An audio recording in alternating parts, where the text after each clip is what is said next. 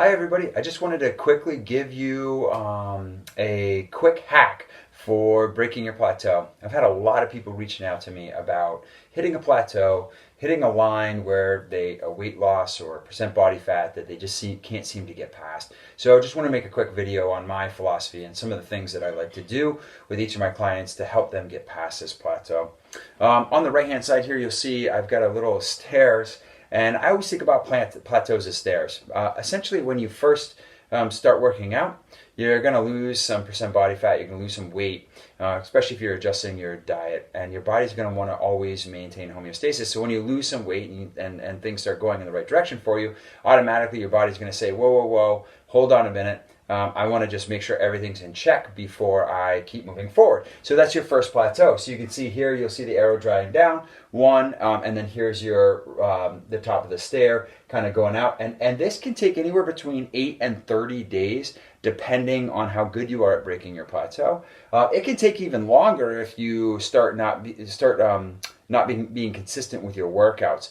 So it's really important that you understand that when you first lose weight, it's always going to want to reach homeostasis. And so there's going to be a period anywhere between 8 and 30 days that you kind of get locked into that weight that you're currently at as your body kind of adjusts moving forward. That doesn't mean you can stop doing what you're doing. It actually is a good sign. You should be excited about it. So every time somebody tells me, oh, I hit a plateau, I'm like, wow, you should be pumped. And they always respond back, what are you talking about? Why am I pumped about hitting a plateau? I'm like, because that means that you've lost X amount of weight or X percent body fat, and now you are in a phase where your body's getting ready to do it again. And depending on what you do or how you do it, you'll lose it faster. So that's why I always think about my plateaus as stairs. The risers are kind of like as you're losing weight, and the platform is the actual plateau. And as you get lower and you start losing more and more weight, that plateau gets a little bit longer depending on how good you are at your plateau hacks. And so I always think about plateaus with like 3 dials. So you can see over here, I've got basically the 3 dials for how I tend to break a plateau. Dial number 1, as you can see, is nutrition. And I have like basically 4 things that I kind of alter during the nutrition phase. One is I decrease my carbohydrate intake. That doesn't mean eliminate it. It just means I decrease it. I might change the time at which I have a carbohydrate. I might decrease the time, like in the afternoon that I have a carbohydrate. I might still take in the same amount, but I might alter where that carb comes in, because it's really important to understand that carbs are fuel. So you want to use them appropriately. They're used for pre-workout, post-workout recoveries. They can be used throughout your day, but you want to make sure as you start getting closer to the end of the day that you kind of restrict the carbs just a little bit and stay higher on the protein levels. So then you'll see in the second thing here, it says increase protein intake, of course. So if I'm going to be cutting my carbs, I don't want to cut all my calories out, so I increase my protein intake just a little bit to balance things out. Also, the increased protein helps create more lean body mass, which increases your metabolism, which also helps burn more calories. Number 3, which most people don't talk about, is hydration. If you are not hydrated, I can guarantee that your body will not lose the weight that you're trying to lose. So hydration is really important. It also helps with sleeping. It helps with all function of the joints. It is just one of the most important things that you should consider. So if you find that you're not hydrated and you're not you're not changing your carb ratio and you're not changing your protein ratio to get past the plateau, then we're not doing the right things. The last thing I have is decreasing all sugar intake, decreasing processed foods, and then obviously decreasing any alcohol. So if you are doing any one of those 3 things, they all need to be decreased to get past a plateau. Whether or not it's a cheat meal or whatever it is for you, if you're trying to break this thing, then that's what you got to do. So alter those. So that's the nutrition side. Workouts. The number 1 thing.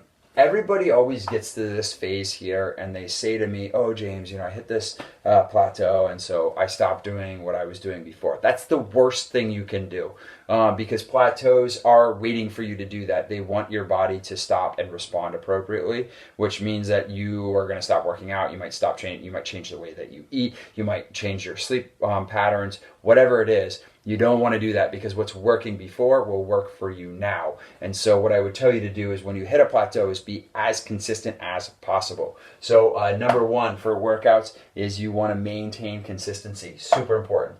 Number two, so if I'm really hit a plateau and it's I can't get it to bust, I increase my cardio a little bit. So I might add an extra day in of doing low duration cardio, maybe 20, 30 minutes. I might even add in an extra walk outside or a bike ride, whatever it is.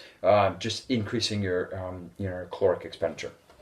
And then the number three is increasing your weight load. So if you're working out 3 times a week or 4 times a week, whatever it is, try increasing your weights by anywhere between 5 and 8% per workout, because what can happen is you'll increase your lean body mass, which will also help you break a plateau. So those are some of the dials that we use for the workout. And the last one I want to talk about is the habits. So a lot of times when I start talking with somebody and they start talking about their daily day, they break down all the habits that they're in.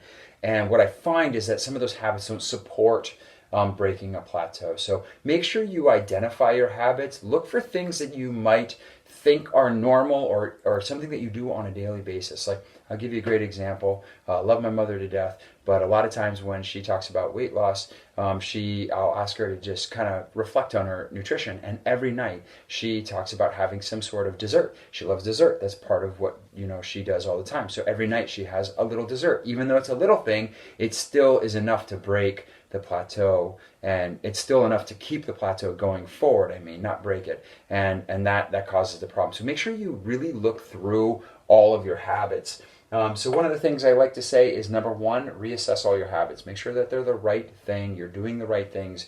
They're right, but just take a better look at them. Number two, check the truth. So for me, a lot of times with nutrition, especially when I'm meeting with people one-on-one, they tend to blur the lines of truth. So just make sure you're looking at everything and asking yourself, is this helping me break the plateau or is it not helping me break the plateau? If it's a question where you're like, can I have? It's probably not helping you. So if it's like, can I have pretzels or can I have chocolate covered almonds? Yeah, that's not going to help. So just make sure you check the truth. Every habit that you have, make sure that it is actually helping you, move forward with your plateau breaking. And the last one I have here is then once you identify the habit, you got to create a new habit. So part of this challenge is helping people get immersed in nutrition, get immersed in the culture of BR, get immersed with a bunch of people who are all doing the same thing, because it's going to help you create new habits, right? Well, then the next step is look back at what you're currently doing and now alter your own habits, because you've got all this momentum. You've lost some weight. You're eating right.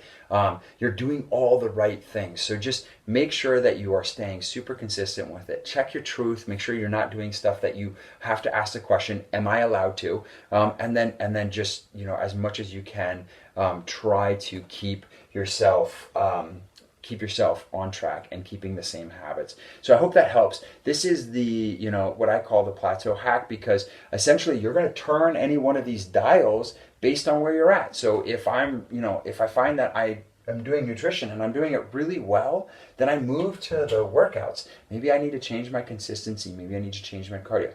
Once I've adjusted that and that works really well, then I might move to the habits. It's just little dials that you tweak to get past it. But just remember that every time you lose some weight, I guarantee you're going to hit a plateau. It's going to take you anywhere between 8 and 30 days to get past that. And in order to shorten it as much as possible, you're going to alter any one of these 3 dials to get there. And as you get down in a lower weight, so when you pass that 25-pound mark or that percent body fat that you've been really trying to strive for, it gets harder, which is okay, because you just have to know that you got to tweak these dials to keep that going forward. I hope that helps. That's the plateau hack for today. And I just wanted to respond to everybody who's asking me about plateaus, and I thought this would be a quick, easy video for you to follow along with. So I hope that helps, and it's a little nugget that you get to pull out anytime. I'll obviously post this on Facebook and everything else. But I really appreciate your time, and I appreciate everybody doing the challenge. So thank you so much, and I hope you're having a great time.